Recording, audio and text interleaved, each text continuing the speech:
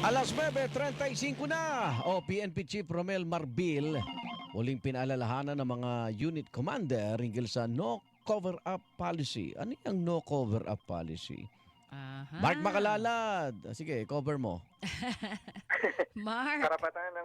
Karapatan ng publiko na malaman ang katotohanan at karapatan din ito ng mga pamilya ng mga pulis.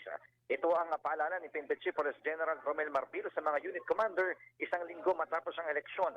Sa isang pahayag na inilabas, iginit ni Marbil na mayroon silang no cover-up policy na katuwang ng matagal nang umiiral na zero tolerance policy laban sa anumang uri ng katiwalian o maling gawain ng mga pulis. Ayon kay Marbil, tungkulin ng lahat ng unit commanders na magbigay ng tapat at tamang ulat.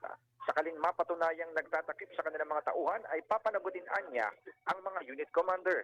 Panawagan naman niya sa lahat ng miyembro ng PNP na panatilihin ang mataas na antas ng katapatan at transparency sa pagtupad ng kanilang tungkulin. Samantala, Igan at Connie, ngayong umaga ay merong nakatakdang pag-inspeksyon ng mga disaster equipment at iba pang kagamitan ng PNP na magagamit naman sa pagtugon sa mga sakuna at talo pa na papanahon o malapit na yung panahon ng tag-ulan. So inaantabayanan lamang dito yung pagdating ni PNP Chief Marbil para masimulan na itong PNP-wide annual inspection ng mga kagamitan.